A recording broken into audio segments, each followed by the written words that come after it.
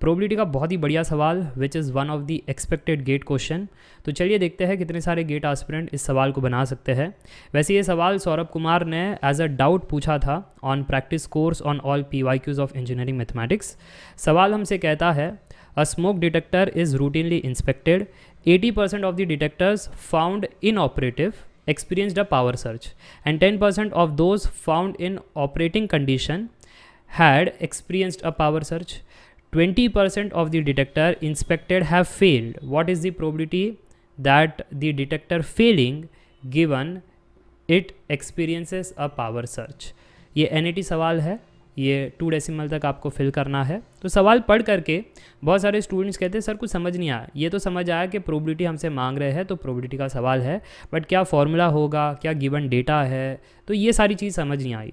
ये अक्सर होता है जब भी वर्ड प्रॉब्लम आता है और बढ़िया वर्ड प्रॉब्लम होता है तो स्टूडेंट फिगर इट आउट कर ही नहीं पाते। तो जैसे मैंने क्लास में आपको समझाया था, अगर वैसे आप जाओगे ना तो आपको समझ में आना स्टार्ट हो जाएगा। क्या कहा था सबसे पहले कि प्रोबेबिलिटी में आपको देखना है कि हमें फाइंड क्या करना है, राइट। ये पहला स्टेप होता है, हमें फाइंड करना है that detector failing given it experiences a power surge, given यानी कंडीशनल प्रोबेबिलिटी।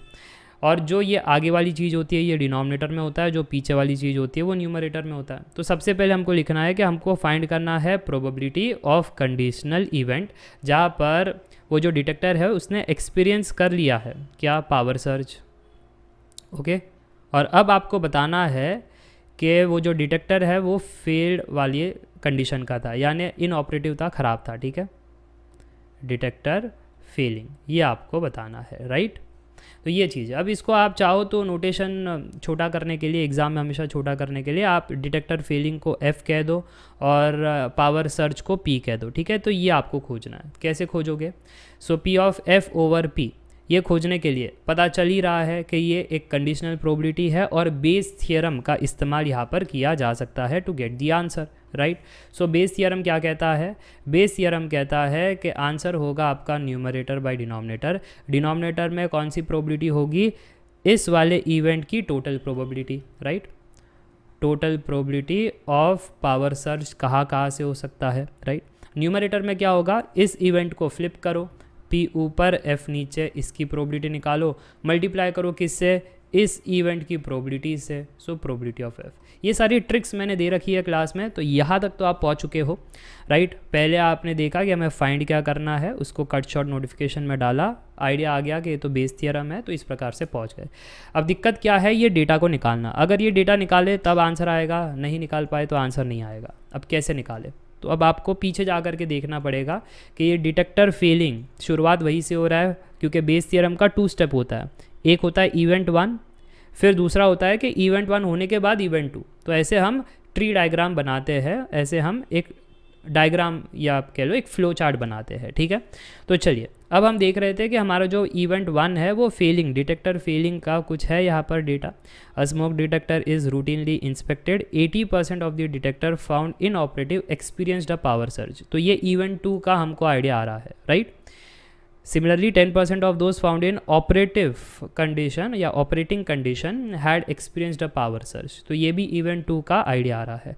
बट ये जो थर्ड लाइन है, 20% of the detector inspected have failed, detector failing, 20% of the detector inspected were failed. तो यहाँ से हमको एक आइडिया आ गया कि इवेंट 1 की प्रोबेबिलिटी वहाँ पर दे रखी है डिटेक्टर फेलिंग की, जो कि 20% है, यानी 0.2 प्रोबेबिलिटी में। तो नॉट फेलिंग की क्या होगी प्रोबेबिलिटी? 0.8। अब नॉट फेलिंग कह लो या फिर यहाँ पर वर्ड्स दिए गए हैं इन ऑपरेटिव डिटेक्टर्स या ऑपरेटिंग डिटेक्टर्स, ठीक है। तो ऐसे आप कह लो, इसको आपके ऊपर है। तो जो ऑपरेटिंग है उसको नॉट फेलिंग कहा गया है, ठीक है। जो इन ऑपरेटिंग है उसको फेलिंग कहा गया है, ठीक है। ये मैं डेटा इसलिए लिख रहा हूँ ताकि आगे जा कर के आपको तकलीफ ना हो। तो ये इवेंट 1 का तो खेला हो गया। अब क्या होता है इवेंट 2 में कि अगर डिटेक्टर फेल हो गया तो जो पावर सर्च की बातें चल रही थी, यानी ये वाला, ये आपको यहाँ पर मिल जाएगा। और अगर डिटेक्टर ऑपरेटिंग है या कि नॉट फेलिंग है, ठीक है, तो उसमें पावर सर्च का क्या है, ये डेटा आपको अब मिल जाएगा जैसे रीड करोगे। 80% of the detector found in operative experienced a power search.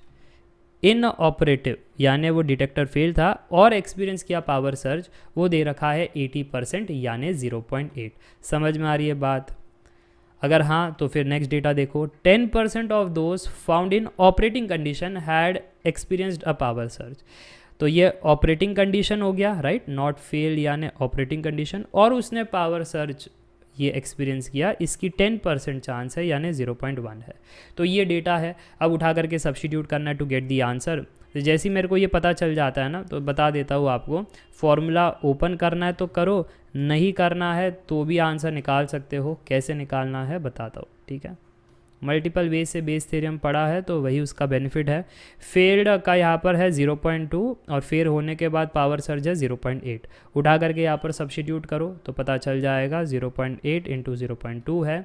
तो ये इवेंट दोबारा नीचे एक बार आता ही है 0.8 इंटू 0.2, क्योंकि टोटल प्रोबेबिलिटी है कहाँ से पावर सर्ज हो सकता है। तो देखो ये क्या कहना चाहता है मालूम है कि वो फेल्ड था और फेल्ड के बाद पावर सर्ज हुआ। तो एक ये तरीका है जिससे पावर सर्ज एक्सपीरियंस होता है, राइट, पावर सर्ज एक्सपीरियंस होता है। अब दूसरा तरीका क्या है कि वो नॉट फेल था और फिर पावर सर्ज हुआ, तो इस रास्ते से भी पावर सर्ज एक्सपीरियंस होगा।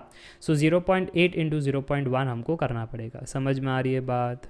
तो ये चीज़ है, इसको सॉल्व कर लो, आंसर आ जाएगा। 100 से मल्टीप्लाई करो तो ये 8 into 2 divide by 8 into 2 plus 8 यही बन जाएगा, यानी 16/16 प्लस 8 यानी ये हो जाएगा 24। तो 0.67 अप टू 2 डेसिमल, क्योंकि 0.6666 ऐसे चला जाएगा, तो 0.67 ये आपका आंसर है। समझ में आया कैसे इस सवाल को सुलझाना है? तो बाय हार्ट करके जाओगे, जस्ट फॉर्मूला रट्टा मार के जाओगे, कुछ नहीं होगा। कंसेप्चुअली क्लियर होना चाहिए, और अगर आपके कंसेप्ट क्लियर नहीं है, in that case do download Shrenik Jain study simplified app. Already 70,000 plus की फैमिली है, कोर्सेज से पढ़ाई कर सकते हो, रिकॉर्डेड कोर्सेज है, क्लास नोट्स भी दिए गए हैं, तो टाइम आपका सेव हो जाता है, ठीक है। फिर डाउट सॉल्विंग ग्रुप भी है, जैसे यहाँ पर सवाल पूछा गया था, आप भी सवाल पूछ सकते हो, ठीक है। मैं वीडियो भी बना दूंगा, और अगर ऐसा लगता है ईजी सवाल है तो मैं वहाँ पर पहले सोल्यूशन भेज देता हूँ। तो इसको तो भेज दिया था सोल्यूशन, बट फिर ऐसा था कि चलो ये बढ़िया सवाल है, बाकियों को भी बताया जाए, तो मैं वीडियो बना दिया, ठीक है। टेस्ट सीरीज़ भी आपको मिल जाएगा, एंड ये सारे कोर्सेज हैं गेट के कोर्सेज, जहाँ पर ऑल इन वन सब्सक्रिप्शन है 2025 एग्ज़ाम के लिए, 2026 एग्ज़ाम के लिए। इसमें 4 कोर्सेज इन 1 है। मैथ्स के सारे कॉन्सेप्ट्स, मैथ्स के सारे PYQ, सारे ब्रांचेस के सारे ईयर्स के, एप्टीट्यूड के सारे कॉन्सेप्ट्स, एप्टीट्यूड के सारे PYQ, सारे ब्रांचेस सारे ईयर्स के, विद ट्रिक्स एंड टेक्निक्स, ठीक है। अब सिर्फ अगर आपको सिर्फ मैथ्स चाहिए तो वो भी है, एप्टी के कॉन्सेप्ट चाहिए तो वो भी है, सिर्फ मैथ्स के PYQs करने तो वो भी है, एप्टी के PYQs भी है, हिंदी में भी है, इंग्लिश में भी है। ये वीडियो हिंदी में है तो हिंदी कोर्सेज वैसे ही होते हैं, मैं बातें हिंदी में करता हूँ, स्लाइड्स इंग्लिश में रहती है। For the English courses everything would be in English, I will speak in English, right in English, everything would be in English, right. So English courses वैसे है, ये चीज़ आपको ध्यान रखनी है, ठीक है। चलो आज के लिए बस इतना ही, meet in the next video.